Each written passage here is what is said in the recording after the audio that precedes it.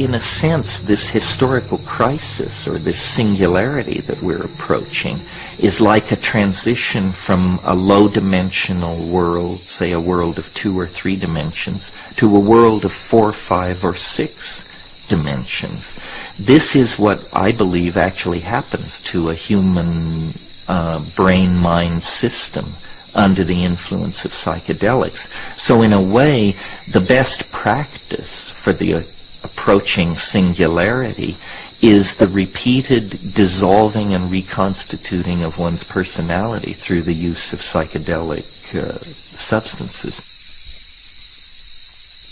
This is one of the most interesting new psychedelics in the world.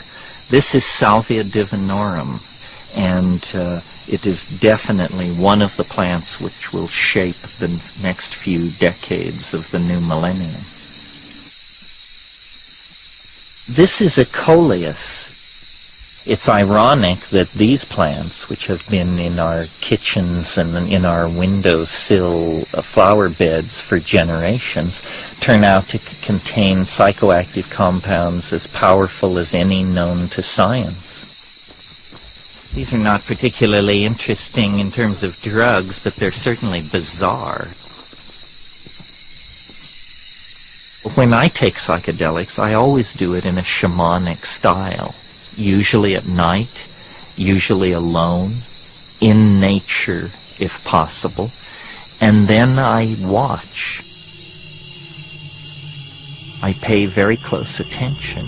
I use my mind as an alchemical vessel for carrying out observations on the union of spirit, my personality, and matter, the physical matter of the substance that I'm ingesting.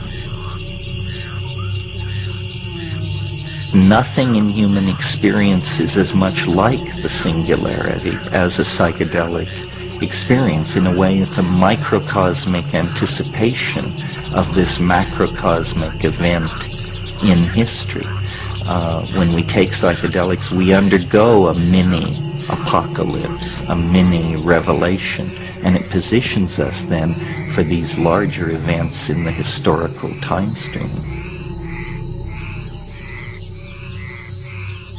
If you'd like to climb up here with me.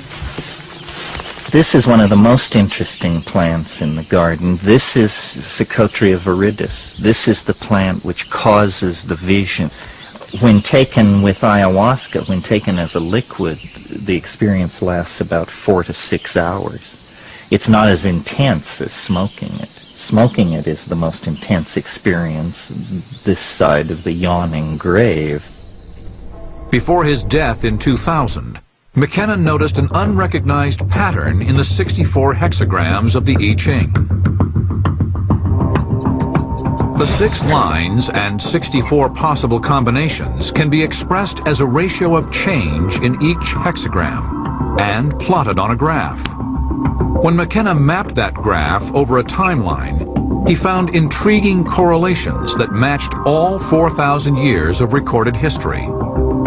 His graph starts with the I Ching's creation in China's Shang dynasty, the same period as the dawn of civilization in other parts of the world. The 64 hexagrams repeat 64 times over history. McKenna called his theory time wave zero. The highs and lows of his I Ching graph seem to have accurately predicted the fall of the Roman Empire, the discovery of the New World, and the world wars of the 20th century.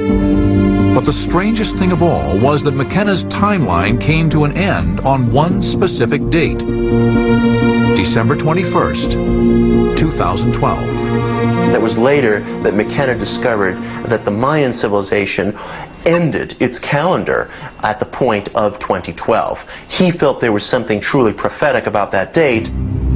Did the I Ching from ancient China and the Mayan calendar from medieval Mexico independently arrive at the same date for doomsday?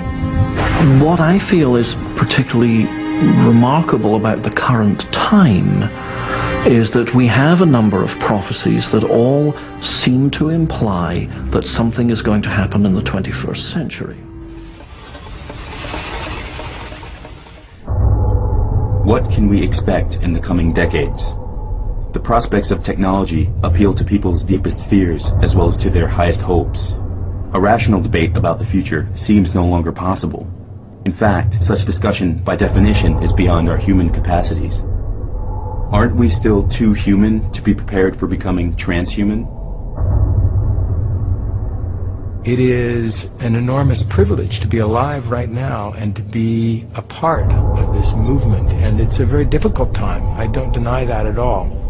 I look at it more as a birth pain, that here is this change that's occurring and we're coming down the birth canal and there's blood around and it's a difficult process, but it's a birth that is occurring. It's not a death. And I think that when future humans look back on this era from several hundred years in the future, they will not remember this time as one when we squandered the resources of the planet, when we destroyed our planet essentially. They'll look at this as an extraordinary moment in time when we developed the basic technologies, the basis for their societies. We developed genetic engineering, the ability to basically rework our own genetic blueprint, which is something unprecedented. It's never happened in 3.5 billion years of history. We began to move out into space. For 3.5 billion years, life, all of life, has been constrained to this thin film on the surface of the planet. And now, quite suddenly, in just an instant in time, we're moving out towards the universe. And the third thing that has occurred in our era is artificial intelligence, computers. Suddenly, non-living material is beginning to achieve a level of complexity that rivals that of life itself.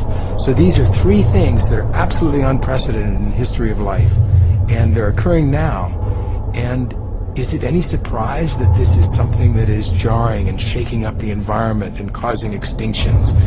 This is going to provide the basis not just for the next 100 years, but for thousands of years, tens of thousands, if not millions of years. And I see a long future stretching out ahead. Obviously, if we're experiencing more change now in a year than we previously experienced in 1,000 years, we can propagate that trend into the future and see that a day will come when we will experience more change in an hour than we have experienced in the past 20, 30,000 years. A situation like that is unimaginable. So we call it a singularity, a place where the normal rules of modeling break down.